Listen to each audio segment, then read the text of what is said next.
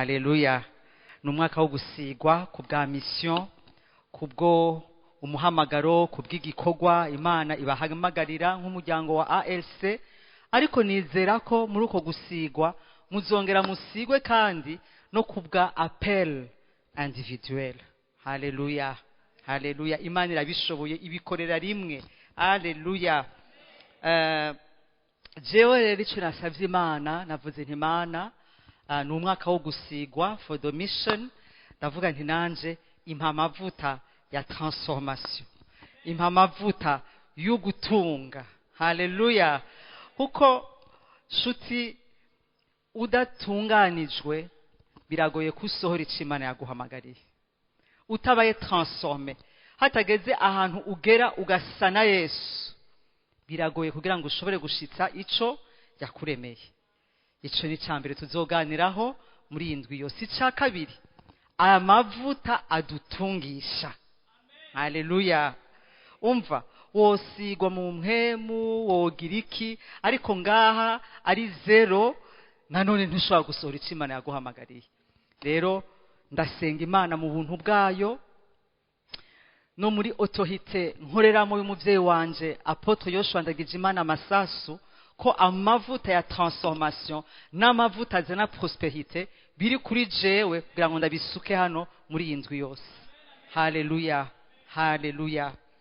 Ndazi hari abaciye imbere yanje barazanye ubundi bwoko bw'amavuta, ariko je ni mumbone iyi ndwi mumbonemo transformation nande prosperity, gutunganywa no gukora iki no gutunga. Haleluya. Haleluya. Tudatevye reka tuje mu ijambo ry'Imana. Tuje mu ijambo ry'Imana turabukungene tworonka iyo transformation, tworonka ubwo butunzi. Haleluya. Biciye mwiyerekwa. Tuzovugana umutwe w'amajambo nawise ubushobozi bw'iyerekwa. La puissance de la vision. The power of vision. Bene data, kutabona na kaga gakomeye mu buzima. Tudatevye dusome ijambo y'Imana iri mu Migani 29 umurongo wa 13. Imigani 29 umurongo wa 13. Nsabe Jumel ansomere mu kirundi ciza. Imigani 29 umurongo n'uwa 13 niyo verset basique tuzoshimangira ko iyi ndwi yose. Ahaza bari n'ico bahuri bakoraho haya amaso ya bompi kubona. Dusubiriremo. Ngoro n'uhahaza bari n'ico bahurirako. Uhoraho niwe yahaye amaso yabo bompi kubona. Haleluya. Ngo umworo uhahaza canke ugabitanya, ngo abo bantu babiri ngo bafise aho bahurira, ngo bafise ikibaranga, ngo bafise ikibihuza. Haleluya. Umworo nuko ziki nuhahaza canke ugabitanya, ngo abo bantu babiri bafise ikibahuza, bafise aho bahurira, bafise un point commun, bafise caractéristique imwe ibaranga bose. Ngo ikibaranga, ngo ikibahuza nuko atamaso bagira.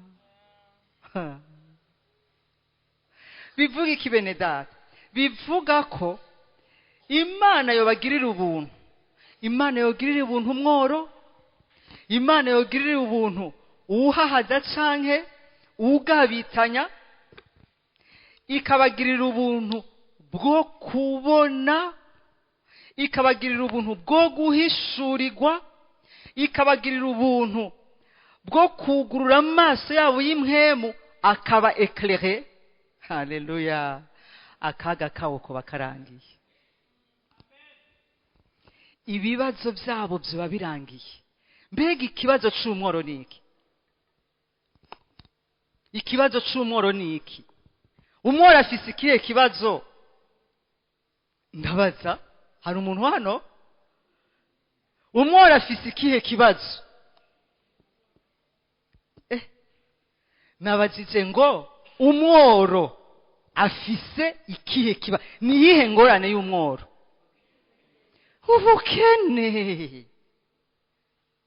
ubukene murumva ubukene ari umugisha? aho uwa kabiri twumvise ngo uwuhahaze cyangwa uwugabitanye nawe ikibazo ciwe ni ikihe? rero abo bombi, yaba umukene akenye kubera ko adafise iki atahishurirwa afise, akenye kubera iki? akenye kubera ko sangiringira ntanazi yuko ari niki, ari umukene. Uwugabitanya nawe sinzi mutarakizwa, ntarakizwa, nari nzi ko umwana yakuriye mu ba katolika, twasenga ishapure buri mugoroba mu gitondo, au nom du Père et du Fils et du Saint-Esprit. Hageze ko dufungura, bénissez-nous Seigneur, bénissez sopa.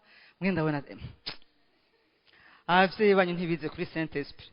Je papa wanje yarize kuri Saint-Esprit mu bapadiri, n'agafaransa kameze neza.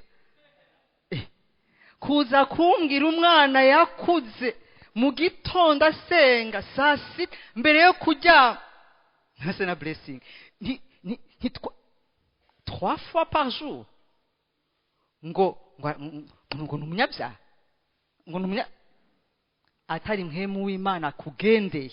Haleluya. Yugurura amaso y'imhemu yawe umenye kuri umunyabyaha, ndakurahiye biraguye. Niyo mpamvu muzobona abahorije, abanyedini, burya abantu bataciye mu bintu by'idini bakizwa n'ingoga, murabiraba bakizwa n'ingoga, ariko waraciye mu idini uba uhumye, idini riragapfa, riraguhumisha, rikakwemeza kuri muzima, rikakwemeza ko wogenda mu ijuru sans foyer sans permanence. Umworo n'ugabitanya bose bafise ahantu bahurira, nuko bose ari impumyi, uwo bagirira neza akabahumura amaso. Ubukene ku mworo bwo baburangiye, ugabitanya nawe yomenya ko ari umunyavyaha, agakora iki? Agahamagara umukiza. Haleluya, haleluya, akamutabara, akamukiza, akamuhindura. Haleluya, haleluya.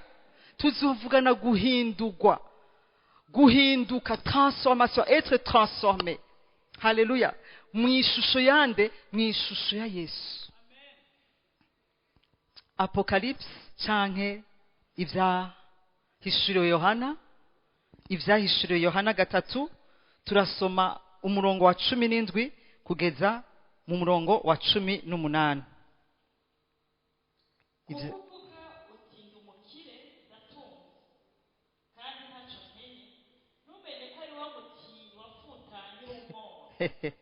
uri mpumyi ugenda menya, ndakugira inama ungureko izahabu,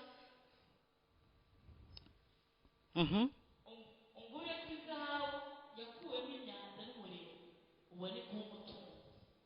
Ungureko n'impuzu zera, ubone kwambara isoni z'ubwambure bwawe ntizigaragare, kandi ungureko n'umuti wo kwisiga mu maso, ubone guhumuka. Haleluya. Amen. Iyi ni kete yandikiwe ishengero ry'Laodikiya. Bari sur d'eux-mêmes. Nkuko kumbure kuri no mugoro hariho abari sur d'eux-mêmes. Yaba mu byo gukiranuka, ahantuka bomera nka wa mufarisayo, oh mami, haleluya, jewe ndatanga ikigira 10, jewe nisonzesha kanga, jewe aboro, jewe.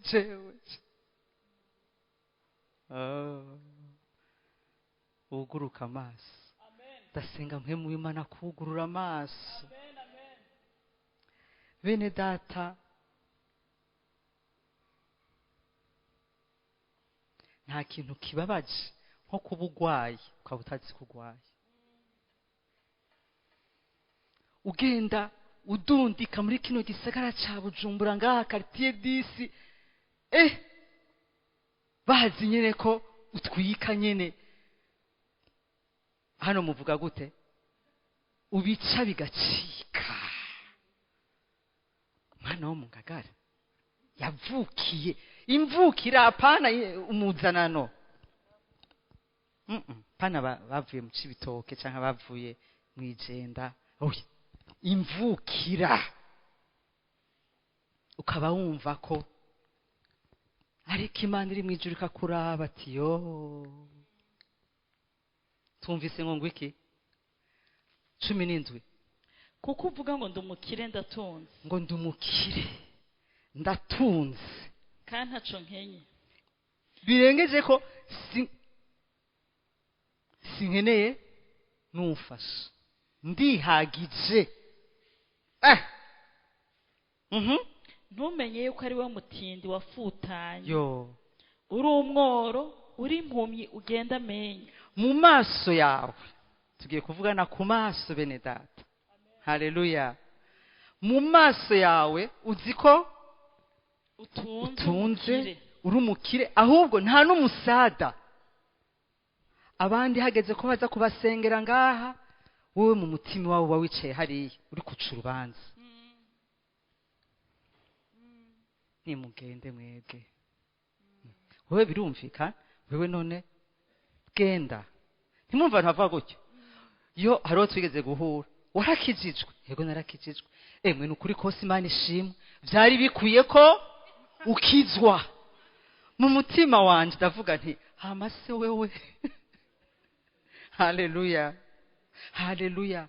Ngo ntumenye ko ni wewe mukene wa mbere, ntumenye ko yo gufutana Mana yanje we. Gufutana nyene ni gufutana nyene, muravyumva? Gufuta. Hanyuma uri umworo, uri impumyi ugenda amenya. uzingurambaye ntaco wambariye, ariko urime kugenda amenye Mana yanje we uri gusa mu maso y'Imana. Aha ni mu maso yawe, ariko no mu maso y'umuremyi wawe. Hari ukuntu wibona uyu mugoroba, hari ukuntu wiyizi uyu mugoroba, ariko ndagusengera. Haleluya. Nkuko Paulo yasengeye ishengero ryo muri Efeso, ngo ndabasengera kugira ngo amaso y'umutima wanyu akore iki? ahumuke. Mubone ubwambure bwanyu, mubone ubukene bwanyu, mubone ububi bwanyu, maze muhamagare yo mu ijuru ibatabare. Haleluya, haleluya. Gira mugenzi wawe uti dukeneye amaso. Ikigwa ca mbere canke leso ya mbere avuga ngo aho umworo, nabivuze, bavuze gute ngo umu oppresseur, uhahaza canke ugabitanya canke ukora ikibi, ngo aho bahurira nuko bose basangiye ingwara imwe. Ingwara yabo yitwa nde? Cécité spirituelle, aveuglement spirituel. Imana yugurura amaso, Imana ihumura impumyi. Haleluya. Yobagenderera. Ndavuga bicaye hano kuko nibi ijambo yaje nuko hari mu muri twebwe. Haleluya, haleluya. Dukenye, turi abakene, hari ivyo tubuze, atari uko papa abibuze, atari uko yarabiteguye, ariko turahumye, ntituzi aho ubutunzi bwacu buri. Abandi yego twarakijijwe, ariko kameremere.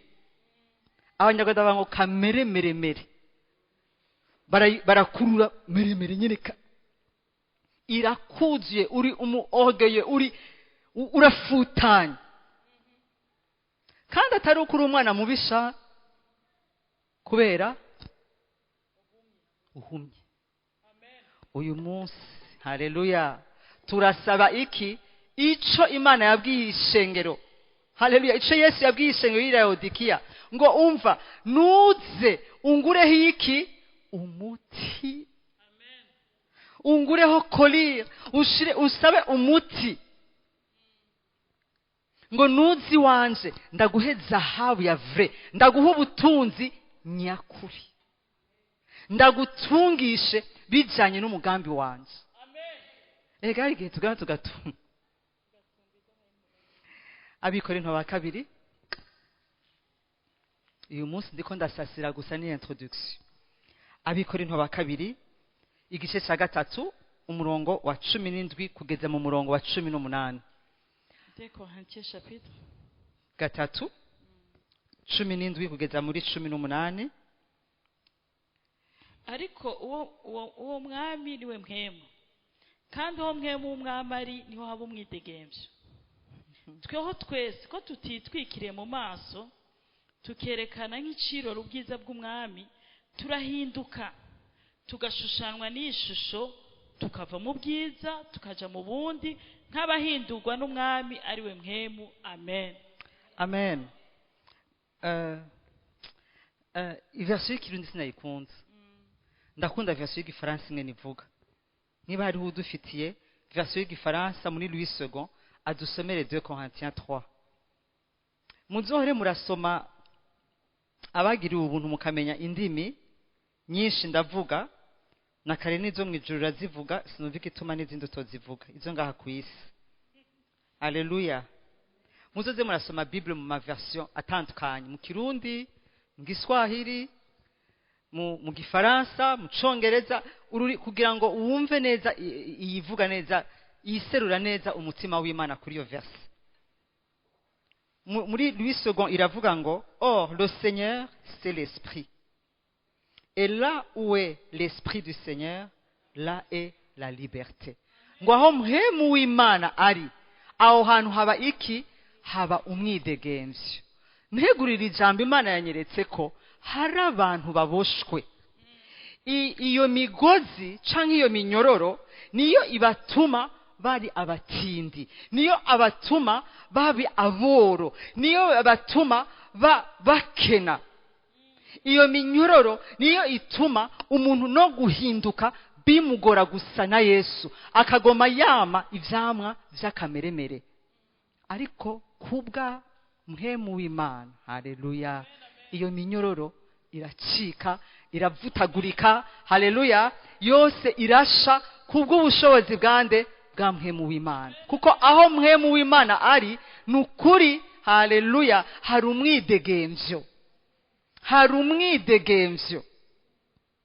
Uyindwi ntizohera ukiboshwe, haleluya, kireka nimba mpemu w'Imana atazoba ariko numwe natwe. Ariko mfise assurance, nemezwa ko, haleluya, ngo aho babiri canke batatu bakoraniye mu izina ryiwe, ntabwo twakoranijwe n'umugambwe runaka, ntabwo twakoranije na club runaka, ntabwo ari association runaka yadukoranije, nta nubwo ari n'inama y'umuryango. Haleluya. Iyi ndwi twakoranye kubwiwe. Ko twakoranye kubwiwe, tukaba turenze babiri, turenze batatu, mpemu w'Imana ari hano. Nta mpamvu nimwe wotaha ugifise iminyororo. Ibi ntibikunda, inadmissible. Jewe antwa ntavyo nemera. Amen. Haleluya. Ngo aho mpemu w'Imana ari niho hari iki? Hari umwidegemvyo. Amasheni, amalien yakubujije, haleluya. Umaze imyaka myinshi uri mu gakiza, umaze imyaka myinshi uzi ijambo ry'Imana ryuzuye ngaha, ariko ntiryamanutse ngaha ngo ricike ubuzima. Kubera iki? Kubera iminyororo, haleluya. Ariko iyo minyororo, haleluya, n'ubu nkivuga ndavuga ngo mu izina rya Yesu Kristo, mpemu w'Imana kumanukire uko yamanukiye Samson, haleluya, maze nindazi inkuru ya Samson. Mpemu w'Imana ngo aramanukira. Iminyororo yari yaboshwe nande? Samson. Samson yari yaboshwe nande? Ntabwo ari Abafilisitiya nshuti, yari yaboshwe nabi wabo, yari yaboshwe nabi wabo. Vyagenze gute? Yagiye muri buka ibintu yakoze by'ukonona imirima y'Abafilisitiya. babibonye baca baza kumurondera nawe arinyegeza hanyuma baza babwira ati umva mutamutanze namwebwe turabafyeta baca bavuga ati ewana ingo tugushore ingo tugushete uyu mugoroba hariho abashowe nabi wabo mugoroba hariho abashowe n'abasi mugoroba hariho abasheswe na ba nyirakuru iyo tubivuga mugazona amablage cyari gihe ndabibwira abantu andaho kamenga ni story yabaye Bangladesh oya ntabwo ari bya Honolulu haheze une semaine gusa ndabizi ko mukora croisade ngaha yari muri croisade muri eglise yacu umuntu ntashobora kwibaza mubona ko dukunda kwizera cyane tukarabisha amaso ama tukajuje yari aramukiwe bari babiri ku gicaniro haleluya ngo igicaniro ntikize gikora iki kizime ntimwemere ko igicaniro kizima kuko nuzokiza ko aboshwe haleluya akigishitse ko umva ubwo bushobozi buri ntibushobora ntibikunda ndanumva uwo bakoranye arantelefone mwijoro bandugu mwijoro ambwira ngo naka arafashwe n'abadayimoni ndabeshe Imana mbabarira naka ariko arasenga mugabo ariko asenga koma induru ariko asenga koma induru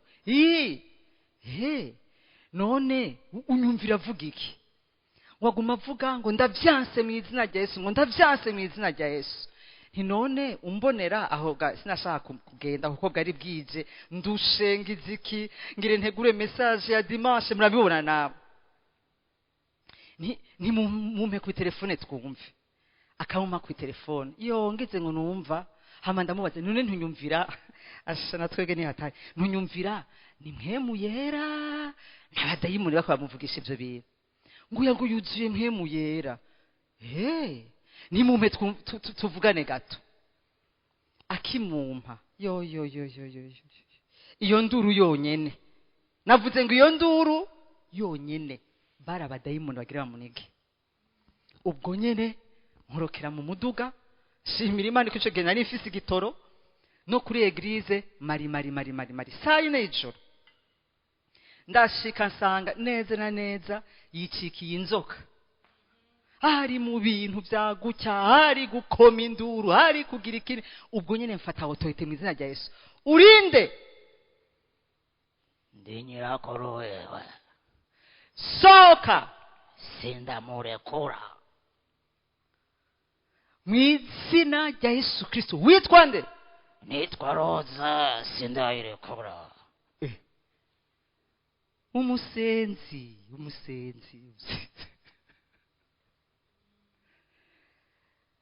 haleluya fata autorité mu izina rya Yesu mpamagara ubushobozi bwa mpwe mu Imana ndazi ko naronse iyi verse nyene ndababwiye igihe mpwe mu Imana amanukira kuri Samson nawe bari bamubohesheje abi wabo nibo bari bamutanze bava ngo ntitukwica twemerere tukubohe gusa hama tugushete ibyakurikiye murabizi haleluya amen Imana ihabwa icubahiro kubwo ubushobozi bwa mpemu yera nibukumanukira ntusubira gutahana n'umugozi numwe amen auquel lien héréditaire naje guhangana uyu mugoroba indwi yose na les liens héréditaires zakubujije kuba transformé zigutera ingeso mbi kandi uziko ari bibi haleluya naje guhangana muri iyi ndwi n'abadayimoni n'iminyororo ya karande ituma uba umukene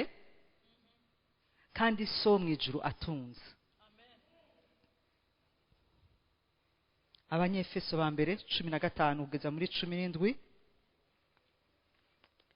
Abanyefeso igice ca mbere 15 kugeza muri 17 nisengesho Paulo yakoze nico gituma nanje numvise ukwizera umwami Yesu kuri muri mwebwe n'urukundo mukunda abera bose ntahengeshanya kubashimira Imana ndabahoza mu kanwa uko nsenze ngo Imana y'umwami wacu Yesu Kristo data wa twese w'ubwiza ibaha umutima w'ubwenge no guhishurirwa mu kuyimenya guhishurirwa mu ngo ndasenga Paulo akavuga ngo maze kumva ukwizera kwanyu haleluya maze kunezerezwa n'amakuru bampaye ngo byatumye numvise ingene mukunda Imana numvise zere mufitiye Imana numvise igishika mufitiye numvise urukundo mukunda Imana nanje Paulo nta kindi kintu nakoze ngo igihe cyose mpora ndabahoza mu masengesho je fais toujours mention alléluia uwo n'umutima w'umuvyeyi alléluia je fais toujours mention de vous dans mes prières ngo ndabahoza mu masengesho yanje igihe cyose kandi jewe Paulo sinabasengera imiduga sinabasengera abagabo sinabasengera inzu sinabasengera ama promotion oya haleluya ngo ndabasengera ikintu kimwe ngo ndabasengera ngo Imana ibahe haleluya haleluya ngo umutima w'ubwenge no guhishurirwa mu kuyimenya Imana ni yakwiyereka ko ari Imana yera erekana ya verse ntabwo twayisomye hari imwe muri 2 Corinthiens twasomye verse imwe verse ya kabiri aravuga ngo nous contemplons reka tuyisome uko ivuga nous tous qui le visage découvert contemplons comme dans un miroir tugende gato nous tous qui le visage découvert ni ukuvuga ko ubu turabona turafuku yitwa gute ijya voile haleluya ngo iyo umuntu akijijwe ngo inyegamo ngo ibikoze iki ibikuweho haleluya ariko ntibihagije gukizwa gusa haleluya umaze gukizwa amen amen ubwiriza guca winjira muri processus y'iki ya transformation ngo nous tous qui le visage impaka ya gasifurari kanterere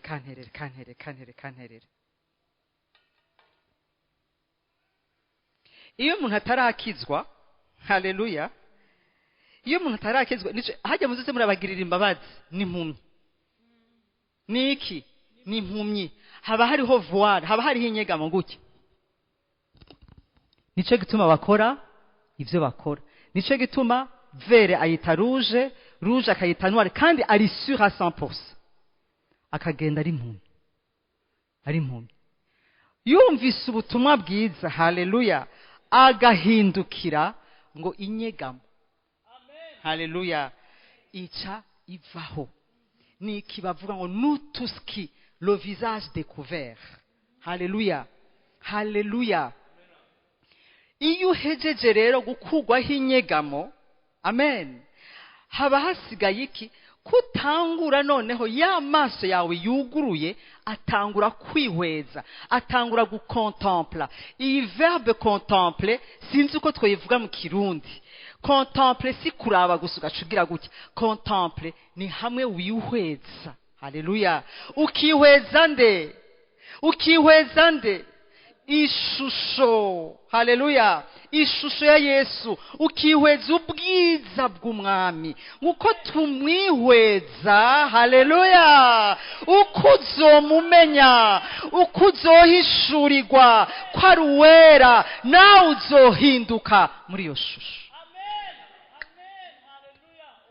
impamvu utari bwahinduke impamvu kibesha nturahishurirwa ko ari ukuri urabizi ngaha ariko ntabyo uzi ngaha haleluya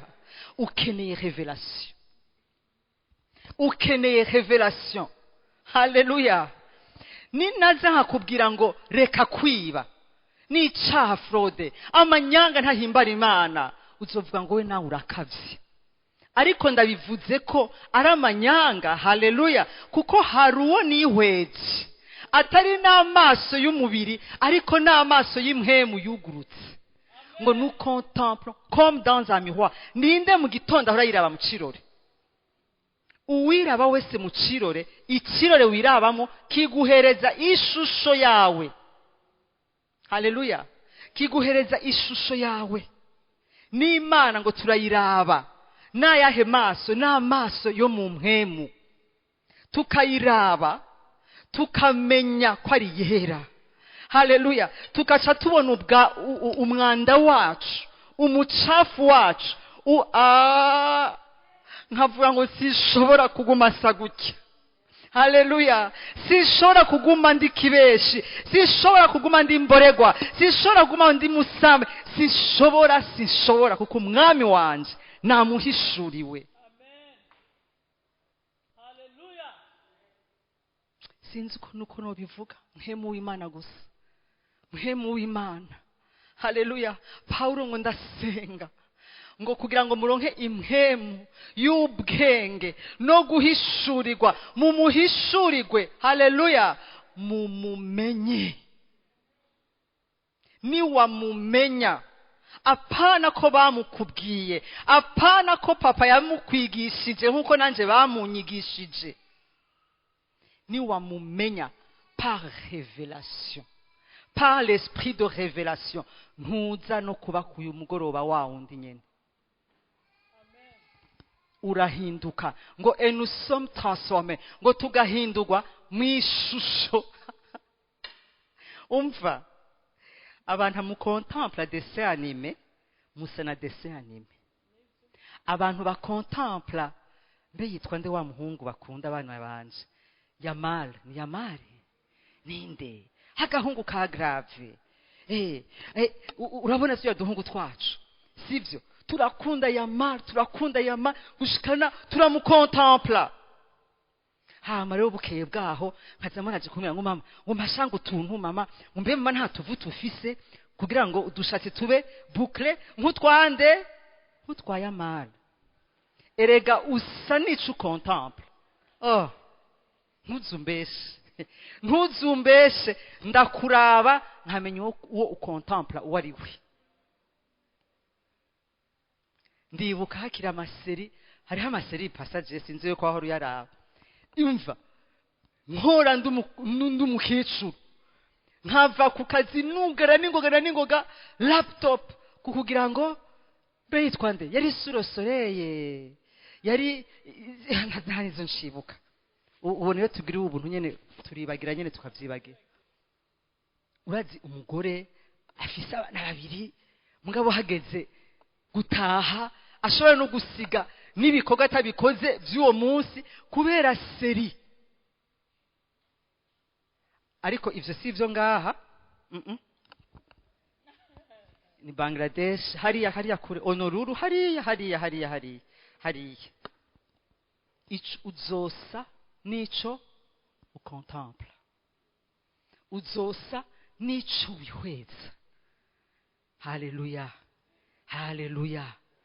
Nari nsigaye mvuga nyene nkabajya nyene n'impuzu gacuhindura kuko nivyo ukontempla.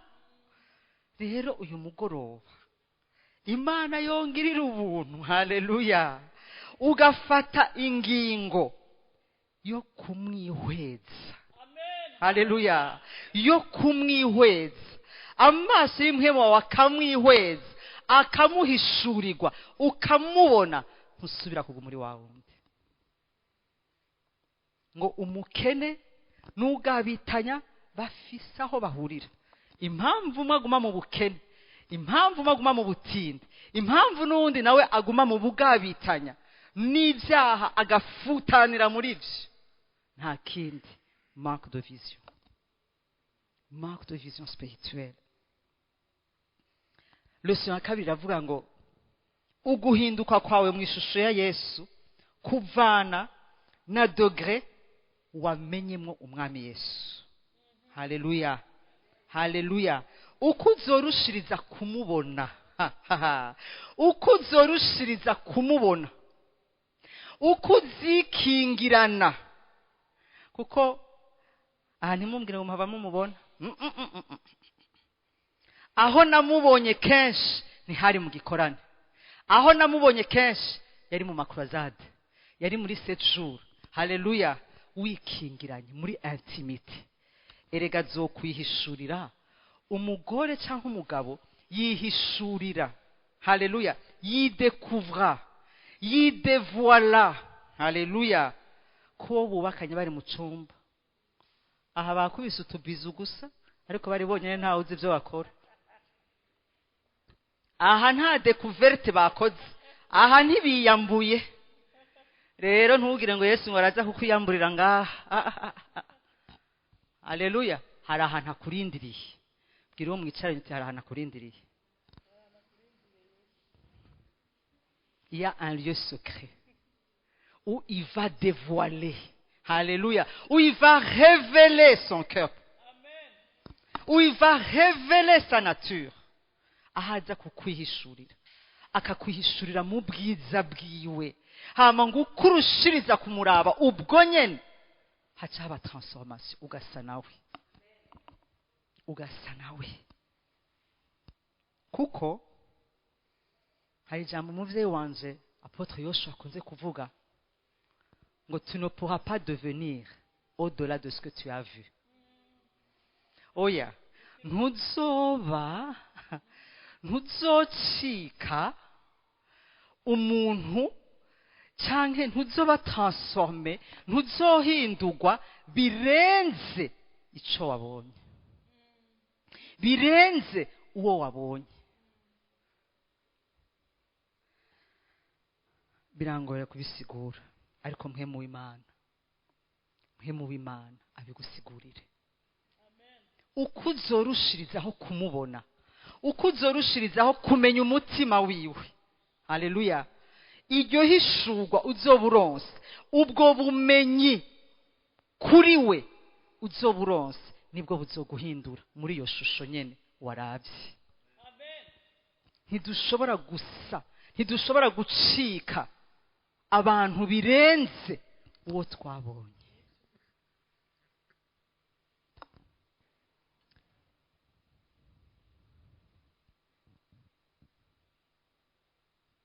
Aha nyene mu Banyefeso umurongo w'18. Abanyefeso ba mbere 18.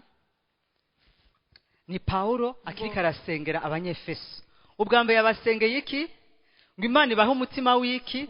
W'ubwenge no guhishurirwa hehe? Mu kuyimenya. Mu kumumenya. Uhishurirwe Imana yawe ico iri. Ki ile. Uhishurirwe ikiri, uhishurirwe n'icishoboye, uhishurirwe ico iri. Aha. Nicambere. Ngo amaso y'imitima yanyu yihweze. Kugira ngo mumenye ibyo mwizigirwa no guhamagara kwayo ivyo ari byo. Mumenye n'itunga ry'ubwiza bw'iragi ifise mubera. Mumenye n'ubwinshi buhebuje bw'ubushobozi bwayo ikoreshereza muri twebwe abizera. Tugume muri 18. Ubwa mbere yabasengeye amaso y'imitima yabo yihweze.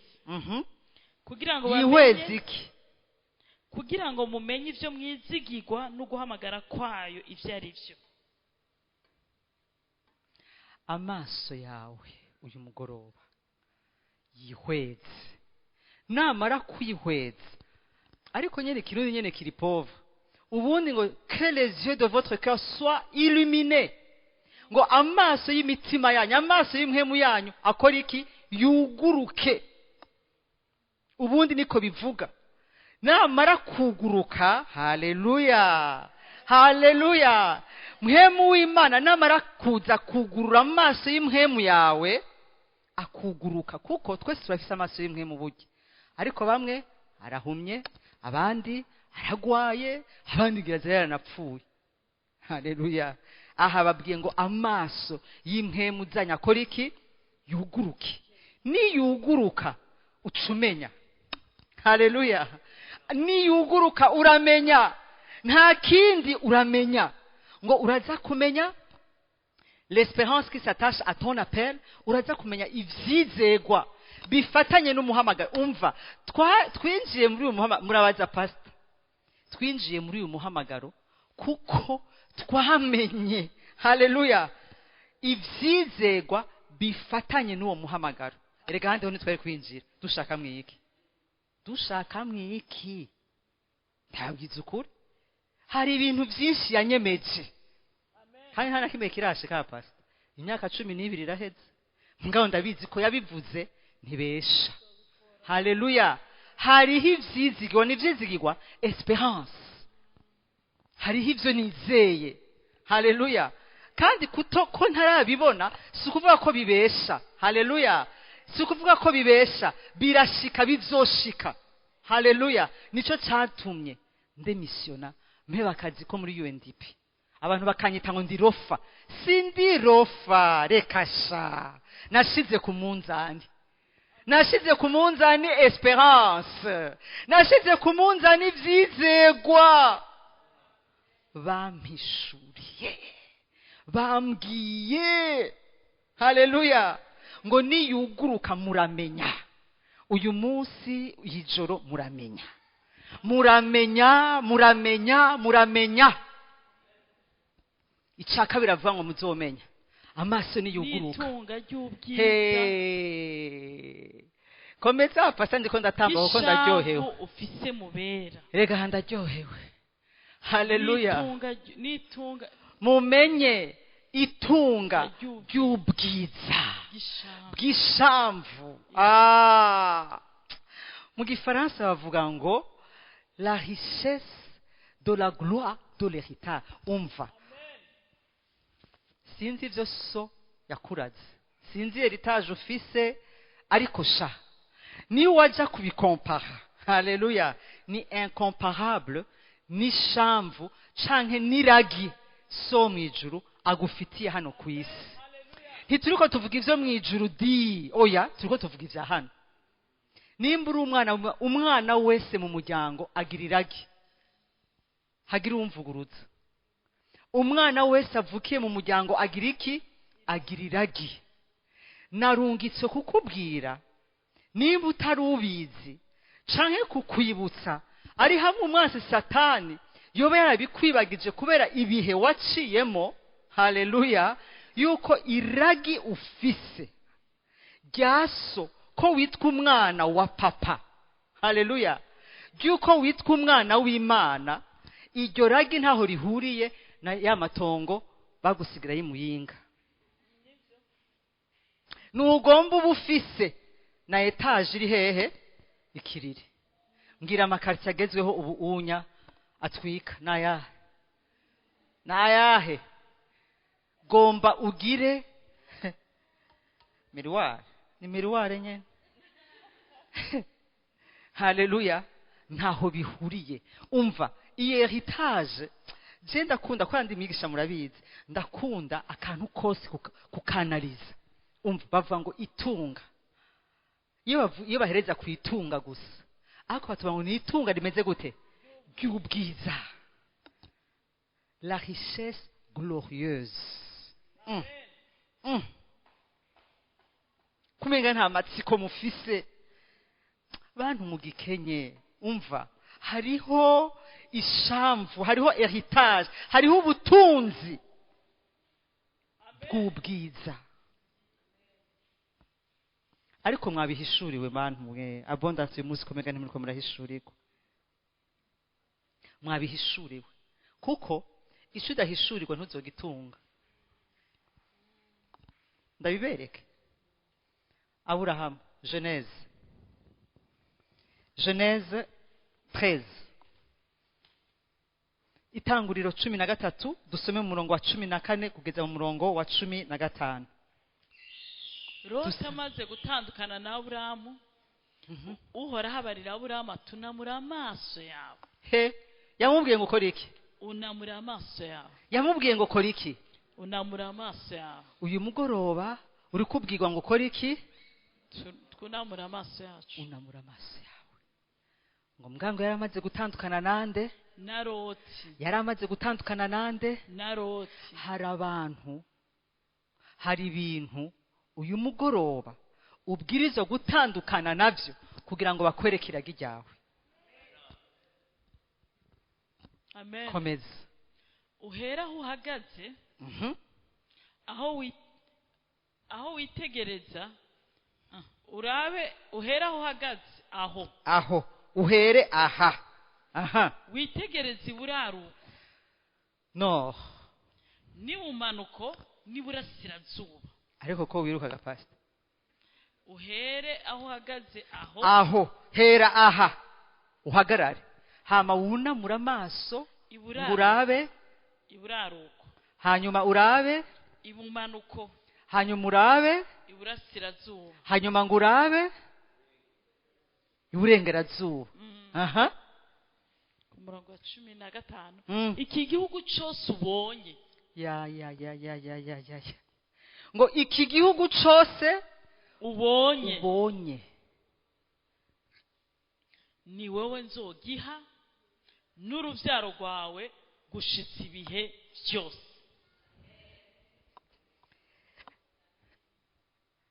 ngirinda guhebuze ko ibyo batakweretse ntabyo bazoguha, ariko icyo azokwereka, icyo yakweretse cyose, haleluya, azokiguha bitebe bitebuke. Haleluya. Parce que tu ne pourras pas posséder au-delà de ce que tu as vu. Nuzoshobora gutunga birenze ibyo bakweretse. Ikibazo mfise uyu mugoroba, bakweretse iki? Wabonye iki? Wabonye iki? Mu bijanye n'ibifatika, mu bijanye n'iragi. Uri umwana w'Imana, uri umwana w'Imana, ufise iragi. Bararikweretse none, kugira ngo bariguhe babanza kurikwereka. Uyu mugoroba turasenga kugira ngo amaso yanyu, haleluya, amaso yanyu yuguruke ngo amenye, haleluya, itunga rihebuje, richesse glorieuse de l'héritage, ishamvu. Aburahamu ntiyashoboye guposeda birenze territoire bamweretse. Nicyo gituma Imana yamubwiye ngo hagararaho, humura maso yawe na yamubwiye ngo yaramusohoye, sohoka igihugu, kuva hariya gushika hariya gushika hariya. Urabona aha ndakweretse Aburahamu, aha hose niho nzoguha wewe nande n'urubyaro rwawe gushitsa ibihe byose. Leso ya gatatu, ubutunzi bwawe, iragi ryawe rizoba canka rizodepanda niki? Nivyo wabonye. Ntuzotunga birenze ivyo wabonye. Haleluya. Niyo mpamvu nk'umwana mu rugo rwa data ukeneye kumenya, kuko niwamenya, uzi impamvu hari amashari, hari ibintu byo kunyegeza, hari ibintu byo ncamenya nti uyu muntu ntibaramwereka ivyiwe, canke gushaka gusanana, sinkeneye gusana naka. Namenye ko je suis unique. Amen. Haleluya. Kandi uniqueness, ubu ndabivuge gute, ubu umwihariko wanje nibwo bwiza bwanje. Amen. Hallelujah.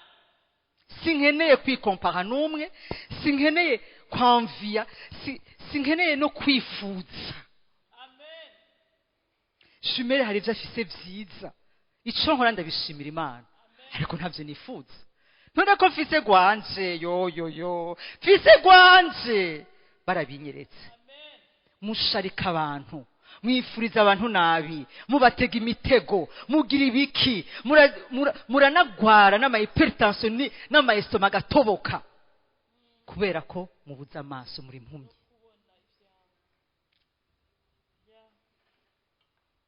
abo mu isi baricana bagakora amakuba ku kazi, tumukureho kugira ngo dushikire ikibanza ciwe. Iyaba waruzi icawe, iyaba waruzi icawe. Abo mu isi babikoze ndabitahura, ariko abana bo mu nzu y'Imana birambabaza. Si tu savais qui tu étais, iyaba waruzi ubwiza bwawe, iyaba waruzi umwihariko wawe, iyaba waruzi ko hariho ibyo papa yakubikiye byawe nk'umwana mu rugo rwiwe, kumbure wosharika bamuvana mu nda imwe, kubera ko so yari afise uduka dutanu. Rero niba yavuye abavyeyi muri 12, normale ko mupigana, normale ko mukuranamwo. gukuranamo.com hakuranamo abakene. Muzi ko papa nimba papa wanje wo mu mubiri hariho utuntu yasigaye, wahariya nawe mwuguruka amaso mumenye itunga ry'ubwiza ry'umwandu canke ry'umurage afitiye abera. Kibazo mfise, uruwera uri umwana w'Imana. Kuko niba uri umwana w'Imana birahari, gira mugenzi wawe ngo ivyawe birahari. Papa ntiyihenze, papa ntiyateguriye abandi, papa hana ubaguzi. Kumbure so canke nyoko yaragira ubaguzi, yaragira amacakubiri, agakunda kumbure ifura, agahererezi, akagutya. Papa si kameze, papa wo mwijuru si kameze. Narungitse nkubwire papa wo mwijuru si kameze. Haleluya. Umva, yagutangiye ikiguzi kimwe n'ujya mwene so wama wamviya. Umva, ujya ntibamuviriye amaguta 2 de plus y'amaraso. Twese twabaye rachete, twese twacunguwe na même quantité du sang de Jésus. Birahagije kugira ngo ntuze. Nibitaraza ndabizi ko biriko biraza. Nintunganywa nzotunga. Niyo mavuta nazanye kugira ngo mwakomplise mission. Haleluya. Amavuta musigwa, amavuta yo guhindurwa mu ishusho ya Kristo, yo gutunganywa mu ishusho yiwe, maze mutunge hama musohora icimana yabahamagariye.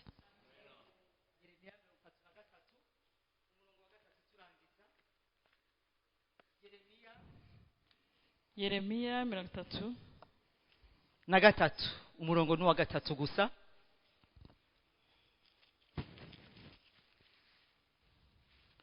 ati mpamagara nanje ndakwitaba, ndakwereka ibihimbaye n'ivyikinze ivyo utari bwamenye. Haleluya. Uyu mugoroba, iyi ndwi yose, nta kintu tugiye gukora. Tugiye gukora iki? Tugiye kumuhamagara. Tugiye kumuhamagara adusezeranira ngo nanje nzokora iki? Nzobitaba. Imana yandungitse, haleluya, irakwitaba. Haleluya. Irakwitaba, iri bukwitabe, iri bukwishure, ubugikwishura. Haleluya. Soma akarongo gakurikira. Nkwereke ibihambaye. Iza kukwishura mu kukwereka ibihambaye, iza kukwishura mu kuguhishurira. Haleluya. Ntiza kukwishura ngo ikizane ngo ba, oya, akwereka aho kiri, ucugenda ugitore. Haleluya. Haleluya. Arakwihishurira aho ugwaye, arakwihishurira ubumuga ufise, arakwihishurira intege nke zawe, arakwihishurira icyatumye kugeza uyu munsi ukiri mu nzu y'Imana ariko ugifise zange sombi, arakwihishurira igituma malgré que utanga no mu nzu y'Imana utabona ubutunzi, utabona utera imbere, araguhishurira impamvu. Haleluya. Niyo mpamvu tugiye kumuhamagara.